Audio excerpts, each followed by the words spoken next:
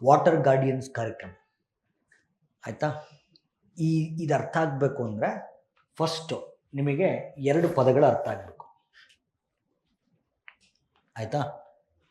ಒಂದು ಡೆಸರ್ಟಿಫಿಕೇಶನ್ ಅಂತ.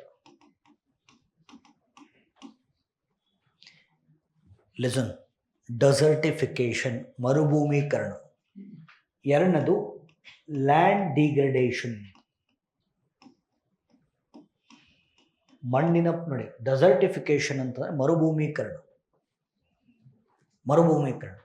Land degradation ಅಂದರೆ ಮಣ್ಣಿನ ಫಲವತ್ತತೆಯ ಕ್ಷೀಣಿಕೆ ಅಂತ. ಎರಡು ಒಂದೇನ ಬೇರೆ ಬೇರೆ? Okay, differentiate between these two.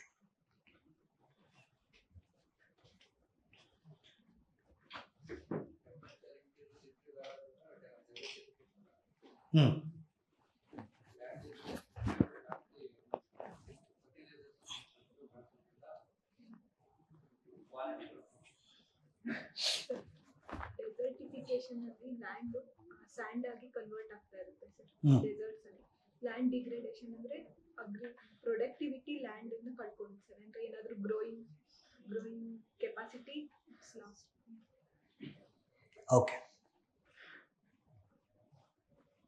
Same. Okay, same. somebody tell same.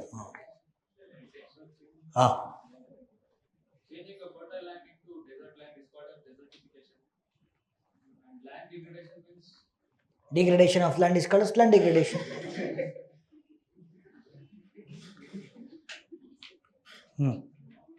ನನಗೆ ಕನ್ನಡ ಮೀಡಿಯಂ ಅವ್ರು ಉತ್ತರ ಬೇಕ್ರಿ. ಮರುಭೂಮೀಕರಣ ಮತ್ತು ಮಣ್ಣಿನ ಫಲವತ್ತತೆಯ ಕ್ಷೀಣಿಕೆ ನಡುವಿನ ವ್ಯತ್ಯಾಸ.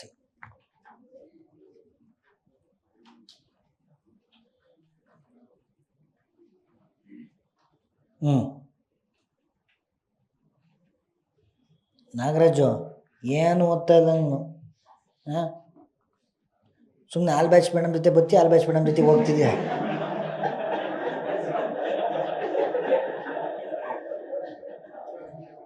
ನೋಡಿ ಅವ್ರು ಹೆಂಗೆ ಓದ್ತಿದ್ದಾರೆ. ಅದು ಶಿ ಈಸ್ ರೀಡಿಂಗ್ ಎವ್ರಿಥಿಂಗ್. ನಿನ್ನ ಇಲ್ಲೇ ಕಾಂಪಿಟೇಟರ್ ಪಕ್ಕದಲ್ಲೇ ಇದ್ದಾರೆ, ಹೆಂಗೆ ಆನ್ಸರ್ ಮಾಡ್ತಾರೆ ನೋಡು. ಹಾಂ ಹಾಂ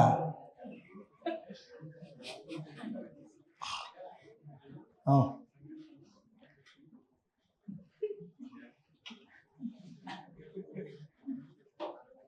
ಹೇಳ್ರಿ, what is the difference between desertification and land degradation?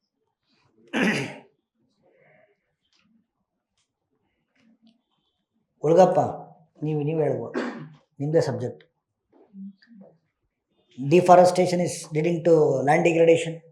Land degradation is leading to desertification. Then you can interlink. ಅವ್ರಿಗೆ ಅವ್ರು ಉತ್ತರ ಕೊಡ್ತಾರೆ, ನೀವು ಸರ್ ಸೇಮ್. ಹಾಂ ಹೇಳಿ ಸರ್. ಹ್ಞೂ ಹ್ಞೂ ಹ್ಞೂ ಹ್ಞೂ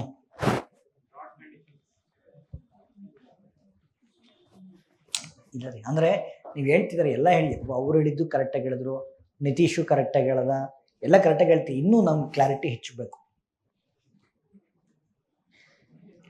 ಲೈಫ್ ಸೈನ್ಸ್ ಮೇಡಮ್ ವೇರ್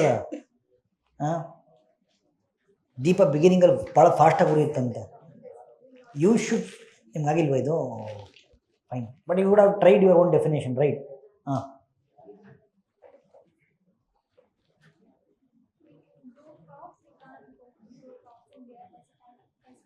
ಸಕ್ಕದಾಗಿತ್ತು ಇದು. ನೋಡಿ percent, here you can grow crops, here you can not grow crops. Simple, ಮುಗೀತು.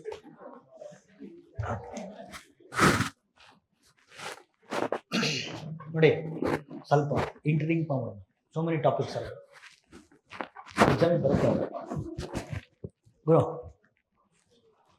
ನೋಡಿ ಈ ಕಡೆ ಈಗ deserts, okay, deserts degraded land. Okay, deserts ಅಂದರೆ ಮರುಭೂಮಿ, ಆಯಿತಾ? ಡಿಗ್ರೇಡೆಡ್ ಲ್ಯಾಂಡ್ ಅಂದರೆ ಫಲವತ್ತತೆಯನ್ನು ಕಳೆದುಕೊಂಡಿರುವಂಥ ಭೂಮಿ, ಆಯಿತಾ?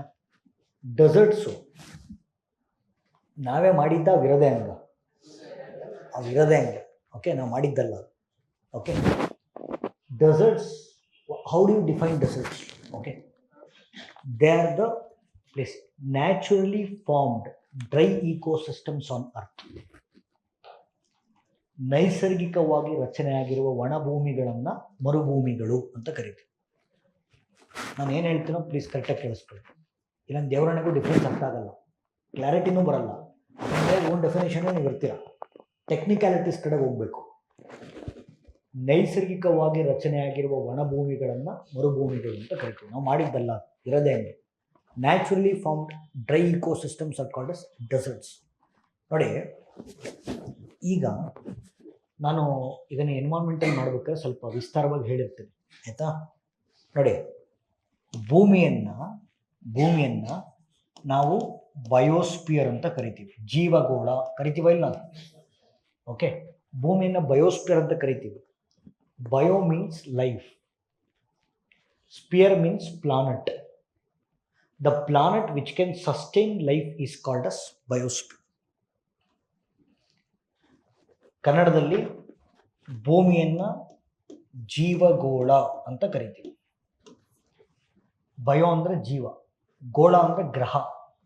ಯಾವ ಗ್ರಹ ಜೀವಿಗಳನ್ನು ಸುಸ್ಥಿರವಾಗಿ ಸಾಕುವಂಥ ಸಾಮರ್ಥ್ಯ ಇರುತ್ತೋ ಆ ಗ್ರಹವನ್ನು ಜೀವಗೋಳ ಅಂತ ಕರಿತೀವಿ. ಆಯಿತಾ? ಸರಿ, ನೋಡಿ, ನಾನು ಹೇಳಿದೆ ಬಯೋಸ್ಪಿಯರ್ ಅಂದರೆ bio means life, sphere means planet. The planet which can sustain life is called as biosphere. ಅಂದರೆ ಅರ್ಥ, ಭೂಮಿಗೆ ಜೀವಿಗಳನ್ನು ಸಾಕುವಂಥ ಸಾಮರ್ಥ್ಯ ಇದೆ. ಕರೆಕ್ಟಾ? ಮಾತಾಡಿ ಸರ್. ಅಂದರೆ earth has got biotic potential. Earth has got biotic potential. ಕನ್ನಡದಲ್ಲಿ ಜೈವಿಕ ಸಾಮರ್ಥ್ಯ. Okay, so earth has got biotic potential. ಅದಕ್ಕೆ ಅರ್ಥನ ಬಯೋಸ್ಪಿಯರ್ ಅಂತ ಕರಿತೀವಿ. ಭೂಮಿಗೆ ಜೀವಿಗಳನ್ನು ಸಾಕುವಂಥ ಸಾಮರ್ಥ್ಯ ಇರೋದಕ್ಕೇನೆ ಅದನ್ನು ಜೀವಗೋಳ ಮೀಸಲು, ಜೀವಗೋಳ ಅಂತ ಕರೀತಾರೆ. ಓಕೆ, ನನ್ನ ಪ್ರಶ್ನೆ ಇವಾಗ ಭೂಮಿಗೆ ಬಯೋಟಿಕ್ ಪೊಟೆನ್ಷಿಯಲ್ ಇದೆ, ಅಗ್ರೀಡ್, ಆಯಿತಾ? ಬಟ್ ಭೂಮಿಯ ಪ್ರತಿಯೊಂದು ಭಾಗದಲ್ಲೂ ಬಯೋಟಿಕ್ ಪೊಟೆನ್ಷಿಯಲ್ ಇದೆಯಾ? ಭೂಮಿಯ ಪ್ರತಿಯೊಂದು ಭಾಗದಲ್ಲೂ ಜೈವಿಕ ಸಾಮರ್ಥ್ಯ ಇದೆಯೇನ್ರಿ? ಇಲ್ಲ ಅಲ್ವಾ? ಈಗ ಬರ್ತೀನಿ. ಜೈವಿಕ ಸಾಮರ್ಥ್ಯವನ್ನು ಕಳೆದುಕೊಂಡು, ಪ್ಲೀಸ್ ಕೇಳಿಸ್ಕೊಳ್ಳಿ, the land which has lost its biotic potential are having reduced biotic potential is called as desert. ಕನ್ನಡದಾಗ ಹೇಳ್ತಾರೆ, ಜೈವಿಕ ಸಾಮರ್ಥ್ಯವನ್ನು ಕಳೆದುಕೊಂಡಿರುವ ಅಥವಾ ಜೈವಿಕ ಸಾಮರ್ಥ್ಯವನ್ನು ಕಡಿಮೆ ಹೊಂದಿರುವ ಭೂಮಿಯನ್ನು ಮರುಭೂಮಿ ಅಂತ ಕರೀತೀವಿ. ಯಾವ ಲ್ಯಾಂಡಲ್ಲಿ ಬಯೋಟಿಕ್ ಪೊಟೆನ್ಷಿಯಲ್ ಇರಲ್ವೋ ಅಥವಾ ಕಡಿಮೆ ಇರುತ್ತೋ ಅದನ್ನು ಮರುಭೂಮಿ ಅಂತ ಕರಿತೀವಿ. ಜೈವಿಕ ಸಾಮರ್ಥ್ಯವನ್ನು ಕಳೆದುಕೊಂಡಿರುವ ಅಥವಾ ಕಡಿಮೆ ಹೊಂದಿರುವಂಥ ಭೂಮಿಯನ್ನು ಮರುಭೂಮಿ ಅಂತ ಕರಿತೀವಿ. ಅಂದರೆ ಅರ್ಥ, ಸರ್, ಡೆಸರ್ಟಲ್ಲಿ ಮುಂಚೆಯಿಂದನೂ ಬಯೋಟಿಕ್ ಪೊಟೆನ್ಷಿಯಲ್ ಇರಲ್ಲ, ಜೈವಿಕ ಸಾಮರ್ಥ್ಯ ಇರಲ್ಲ ಅಥವಾ ಕಡಿಮೆ ಇರುತ್ತೆ. ಆದರೆ ಡಿಗ್ರೇಡೆಡ್ ಲ್ಯಾಂಡಲ್ಲಿ ಮಣ್ಣಿನ ಫಲವತ್ತತೆಯನ್ನು ಕಳೆದುಕೊಂಡಿರುವಂಥ ಭೂಮಿಯಲ್ಲಿ ಬಯೋಟಿಕ್ ಪೊಟೆನ್ಷಿಯಲ್ ಇತ್ತು, ಇಲ್ಲಿ ಇರಲಿಲ್ಲ, ಆಯಿತಾ? ಇಲ್ಲಿತ್ತು, ಬಟ್ ಆನಂತರದಲ್ಲಿ ಬಯೋಟಿಕ್ ಪೊಟೆನ್ಷಿಯಲ್ನ ಕಳ್ಕೊಂಡು ಅದು ಡಿಗ್ರೇಡೆಡ್ ಲ್ಯಾಂಡ್ ಆಯಿತು. ನಾನು ಹೇಳಿದ ಅರ್ಥ ಆಯ್ತಾ ಇಲ್ಲ? I'll repeat.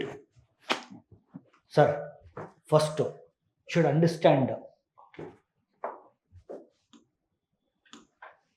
ನೋಡಿ, why earth is, first English medium ಅವ್ರು ಕ್ಲೀನಾಗಿ ಕೇಳಿಸ್ಕೊಂಬಿಡಿ, ಆಮೇಲೆ ಕನ್ನಡ ಮೀಡಿಯಮ್ ಅವ್ರಿಗೆ ಬರ್ತೀವಿ. 1 by 1 ಹೋಗೋಣ. Earth is called as biosphere. ಯಾಕೆ?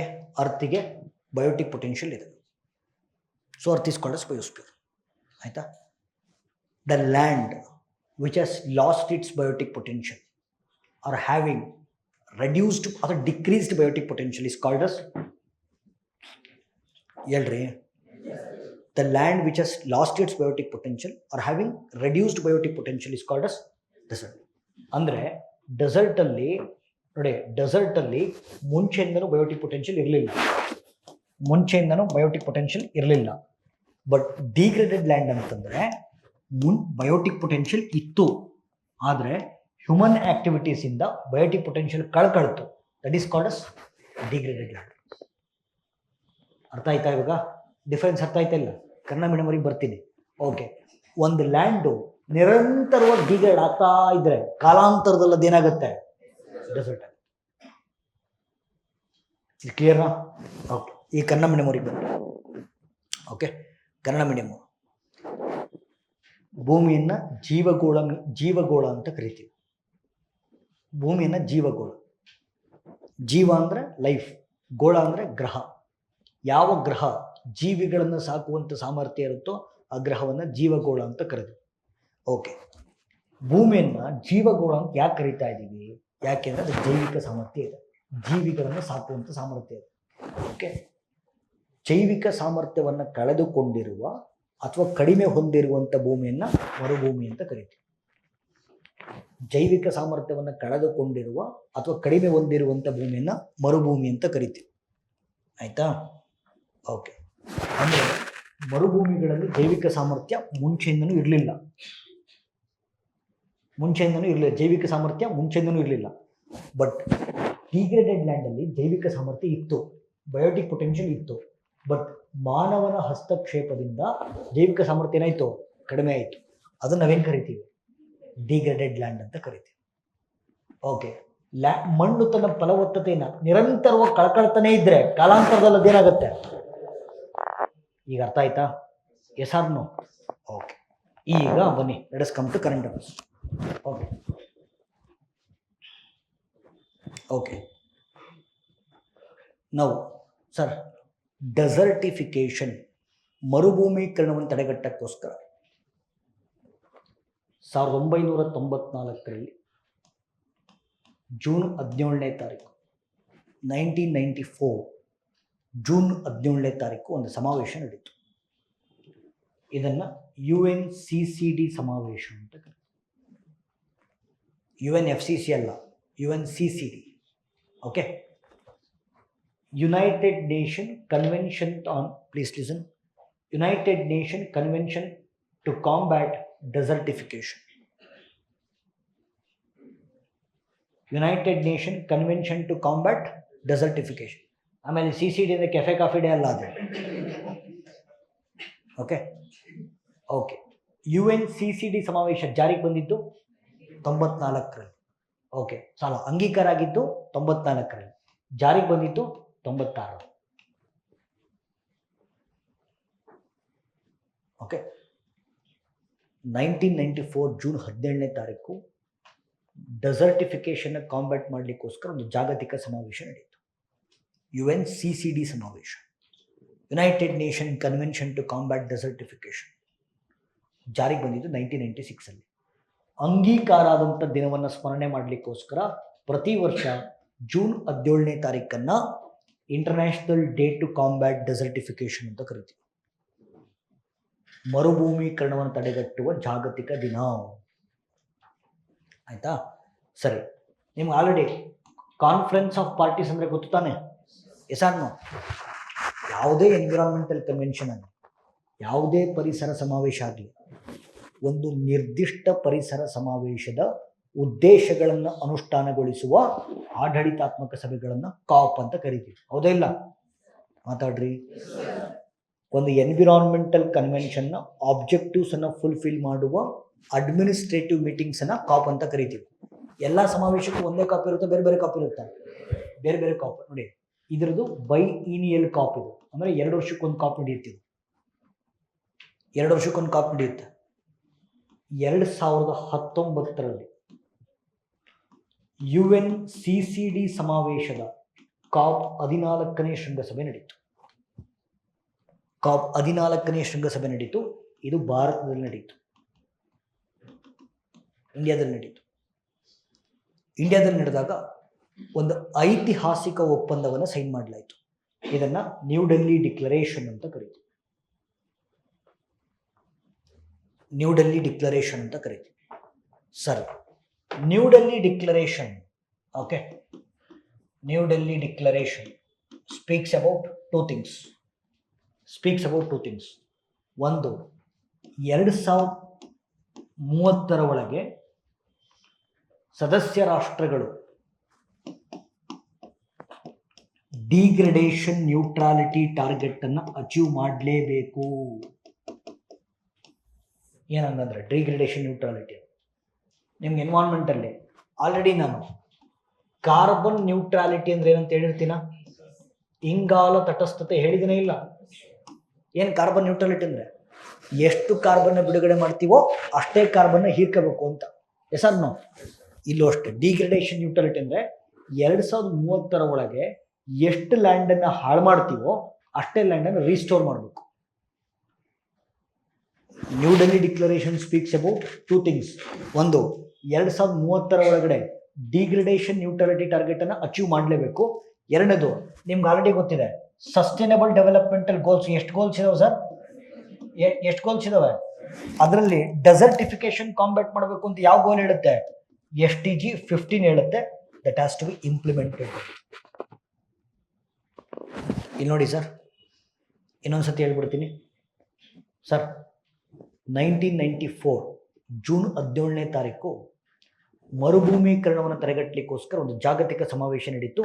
UNCCD ಸಮಾವೇಶ,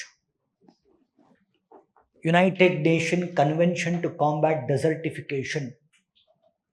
ಅಂಡ್ ಇನ್ನೊಂದು ಹೇಳ್ತೀನಿ, it is the only legally binding convention which speaks about combating desertification. ಮರುಭೂಮೀಕರಣವನ್ನು ತಡೆಗಟ್ಟುವ ಮತ್ತು ಕಾನೂನಾತ್ಮಕವಾಗಿ ಬಂಧಿಸುವ ಜಗತ್ತಿನ ಏಕೈಕ ಸಮಾವೇಶ. ಡೆಸರ್ಟಿಫಿಕೇಶನ್ಗೆ ಸಂಬಂಧಪಟ್ಟಂತೆ ತುಂಬ ಸಮಾವೇಶಗಳಿದ್ದಾವೆ, ಬಟ್ ಲೀಗಲಿ ಬೈಂಡಿಂಗ್ ಅಂತ ಇರೋದು ಇದೊಂದೇ. ಓಕೆ, ಅಂಗೀಕಾರ ಆಗಿತ್ತು 94 ಜೂನ್ 17ನೇ ತಾರೀಕು, ಜಾರಿಗೆ ಬಂದಿತ್ತು 96. ಅಂಗೀಕಾರದಂಥ ದಿನವನ್ನು ಸ್ಮರಣೆ ಮಾಡಲಿಕ್ಕೋಸ್ಕರ ಪ್ರತಿ ವರ್ಷ ಜೂನ್ 17ನೇ ತಾರೀಕನ್ನು ಮರುಭೂಮೀಕರಣವನ್ನು ತಡೆಗಟ್ಟುವ ಜಾಗತಿಕ ದಿನ ಅಂತ ಕರಿತೀವಿ. ಆಯ್ತಾ? ಸರಿ. ಸೊ ಇದು ಬೈ ಈನಿಯಲ್ ಕಾಪ್ ಮೀಟಿಂಗ್ಸು, ಅಂದರೆ 2 ವರ್ಷಕ್ಕೊಂದ್ಸತಿ ಕಾಪ್ ಮೀಟಿಂಗ್ಸ್ ಆಗುತ್ತೆ. 2019ರಲ್ಲಿ UNCCD ಸಮಾವೇಶದ ಕಾಪ್ 14ನೇ ಶೃಂಗಸಭೆ ನಡೀತು, ಭಾರತದಲ್ಲಿ ನಡೀತು. ಅಲ್ಲಿ ಒಂದು ಐತಿಹಾಸಿಕ ಒಪ್ಪಂದವನ್ನು ಸೈನ್ ಮಾಡಲಾಯಿತು. ಅದನ್ನು ನ್ಯೂ ಡೆಲ್ಲಿ ಒಪ್ಪಂದ ಅಂತ ಕರಿತೀವಿ. So new Delhi declaration speaks about 2 things.